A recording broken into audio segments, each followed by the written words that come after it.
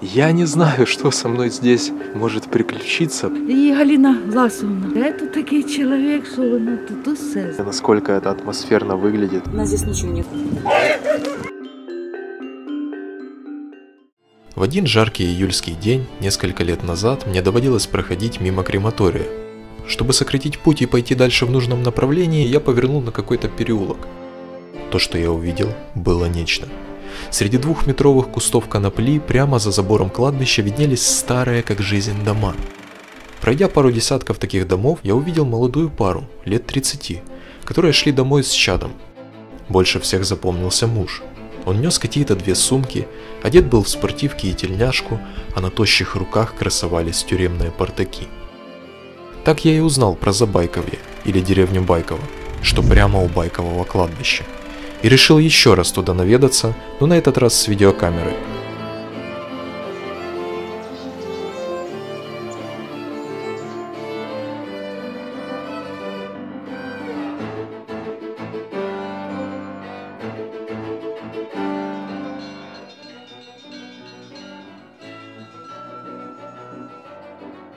Совершенно не будет преувеличением, если я скажу, что это самый загадочный район Киева, о котором можно часами перерывать информацию в интернете и так ничего и не найти, кроме пары очевидных фактов. И несмотря на его расположение буквально в самом сердце города, знают о нем только единицы. В 10 минутах ходьбы отсюда метро Палац Украина, шумные рестораны, театры и площадя. Но здесь только покой и тишина.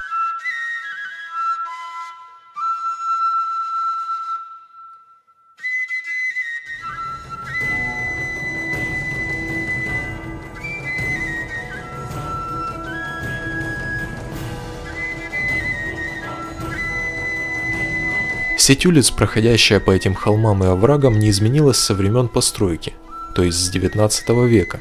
И хотя сейчас улицы имеют другие названия, при проложении назывались они так: Овражная улица и переулок, Незаселенный переулок, улицы Венедиктовская, Стоцкая, Совская, Демеевская.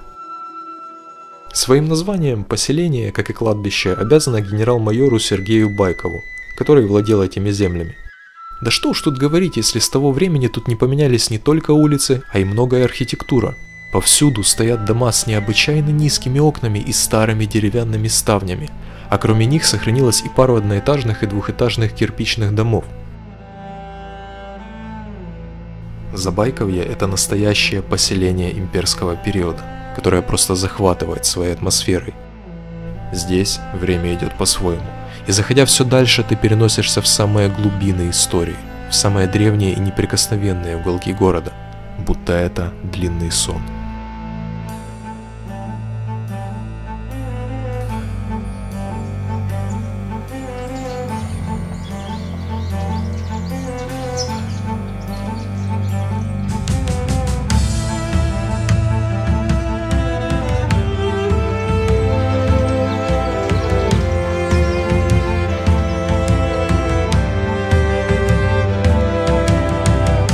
На Забайковье настолько тихо, что стоит только ступить на здешние улицы, и тут же каждый твой шаг будет раздаваться отовсюду.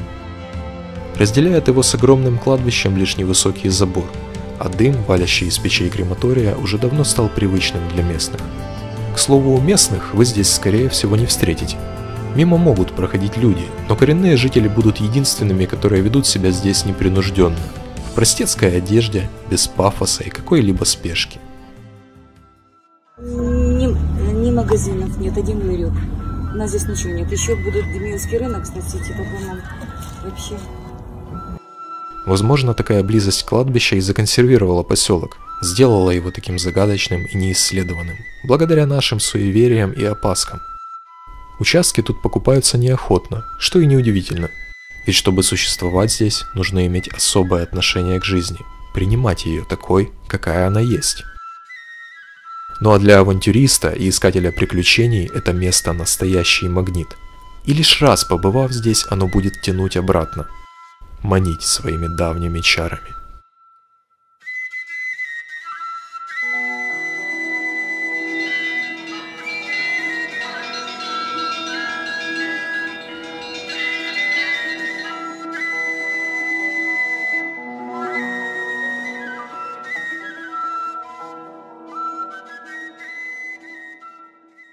Друзья, я на Забайковье.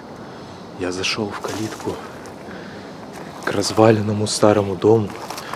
Я не знаю, он жилой или нет. Я не знаю, что со мной здесь может приключиться, потому что здесь люди очень настороженно реагируют на любую съемку, на любую какую-то, на любой шорох. Вот, и я сюда забрался. Надеюсь, этот дом не жилой. Ну да, двери закрыты, окна все заколочены. Тут стоит что-то вроде погреба. Тут у людей было такое зеркальце даже. Какой-то умывальник.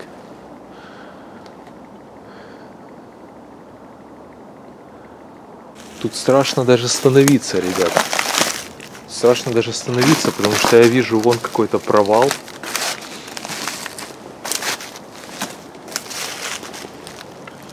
Но он не сильно глубокий. Совсем небольшой участочек. Буквально, я не знаю, тут даже развернуться сложно.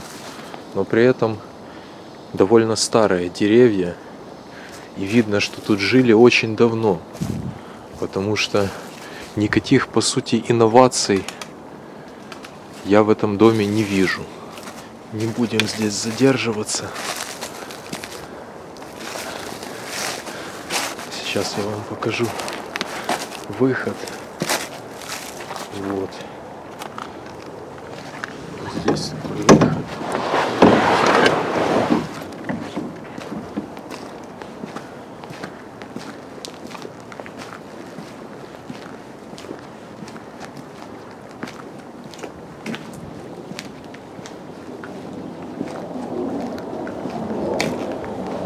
И вот уже начинаются домики, уже жилые, естественно. Вот, это тот же дом. Это тот же дом, друзья. Посмотрите, уже обрушился потолок, но при этом что-то еще, какая-то мебель старая осталась. Вот, естественно, все ценное уже давно оттуда вынесено. Изначально он был построен из дерева и только потом уже облицован кирпичом. Заштукатурен, облицован кирпичом. А изначально, вот как можно видеть, это был такой самый простой деревянный домик, такой же, как и этот. Вот такие вот дела. Друзья, я подобрался со стороны кладбища к тыльной стороне поселка.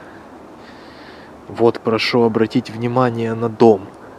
Посмотрите, 3-й этаж идет как чердак, уже скошенный потолок-крыша. 2-й этаж идет обычный, и 1-й что-то вроде цокольного. То есть окна на уровне земли. При этом это частный дом, это не какой-то, то есть это частный дом, именно старый, дореволюционный. Вот как раньше строили. Я стою на кладбище, на старом немецком. А это вот тот самый домик, там где окна с синими ставнями выходят прямо на дорогу. Вот как видите, с обратной стороны ставня уже нету. Никакой красивой резьбы нету. То есть они имели не только практическое применение, но и были элементом какого-то статуса, элементом какой-то красоты, какой-то эстетики. Вот. А с обратной стороны там уже люди не заморачивались. Друзья, еще хочу обратить ваше внимание, какие у людей на участках тропинки. То есть из-за того, что участок находится на дичайшем просто склоне, но тем не менее по нему же надо как-то перемещаться. И вот люди себе делают такие ступеньки с перилами даже, чтобы не упасть.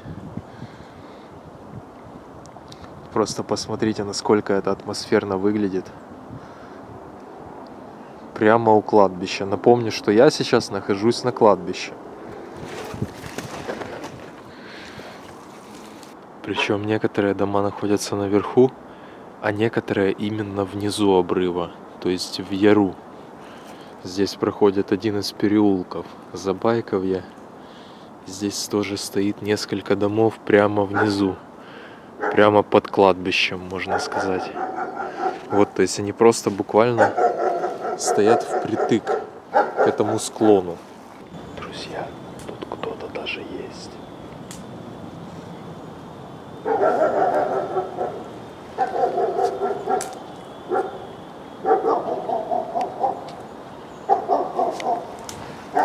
Ой, ну в мене свекруха всю життя. Я приїхала до дочки. А її, вона вийшла сюди замуж, вже 10 років тут живе. А у неї свекруха тут все життя. То вона вам усе розказала. Ну ви походіть, я зараз, якщо вона є, її Галина Власовна. Ага. Вона вам тоді все розкаже. Це такий чоловік, що вона тут усе знає. Да? Все життя тут побула. Я понял. Хорошо, якщо вона вдома, я їй зараз поскажу. Да? Ну, если можно, да. Якщо вона, якщо вдома є. Ага, так мне тут подождать или... Та подожди тут, можете коло магазина, вона каву завжди там п'є. Ага. І ви поп'єте каву.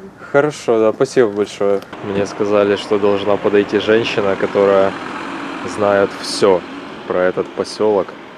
Вот стою, жду возле магазина. Друзья, ну такое, наверное, можно увидеть только на Байковой горе. Вот местный магазин. Продукты.